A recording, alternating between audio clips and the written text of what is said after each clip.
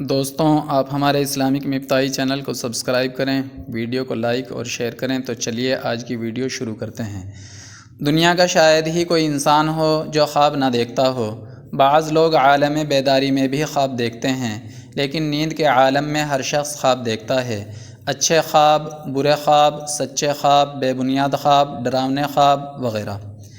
اچھا یا برا خواب دیکھنے کی صورت میں نبی کریم صلی اللہ علیہ وسلم نے کچھ مسنون اعمال کی تعلیم ارشاد فرمائی ہے۔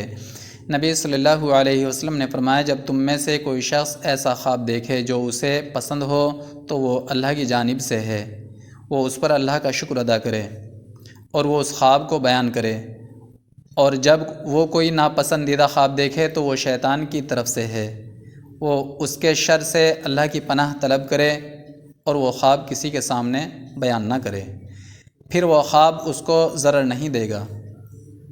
خواب کے بارے میں اللہ کے رسول صلی اللہ علیہ وسلم نے ہمیں یہ تعلیم دی ہے کہ اپنا خواب کسی تعبیر جاننے والے ہی کو بتایا جائے، یا ایسے شخص کو بتایا جائے جو مخلص ہو، یعنی آپ کے خواب کی غلط تعبیر آپ کو نہ بتائے، یا آپ کے اچھے خواب سے آپ کے سلسلے میں حسد میں مبتلا نہ ہو جائے۔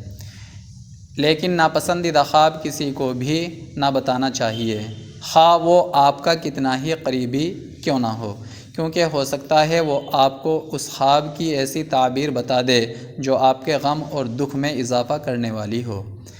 اللہ کے رسول صلی اللہ علیہ وسلم نے یہ بھی فرمایا کہ جب تک خواب کی تعبیر نہ معلوم کر لی جائے، خواب معلق رہتا ہے، اور اگر اس کی تعبیر کر لی گئی غلط یا صحیح تو پھر وہ تعبیر کے مطابق ہی ظاہر ہوگا۔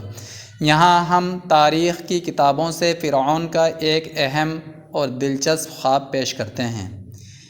ایک روز فرعون نے خواب دیکھا کہ بیت المقدس کی طرف سے ایک آگ چلی آ رہی ہے جو مصر کے تمام گھروں پر چھا گئی، اور تمام قبطیوں کو اس نے جلا کر خاک کر دیا، لیکن بنی اسرائیل کو اس آگ نے کوئی نقصان نہیں پہنچایا۔ فرعون نے تمام جادوگروں، نجومیوں اور کاہنوں کو اکٹھا کیا اور ان سے کہا کہ اس خواب کی تعبیر بتائیں۔ انہوں نے کہا، جس شہر سے بنو اسرائیل آئے ہیں اسی شہر یعنی بیت المقدس سے ایک شخص آئے گا جس کے ہاتھوں مصر تباہ ہوگا۔ اس کے بعد سے فرعون نے یہ حکم دے دیا کہ بنو اسرائیل میں کوئی بھی لڑکا پیدا ہو اسے ذبح کر دو، اور لڑکی پیدا ہو تو اسے زندہ رہنے دو۔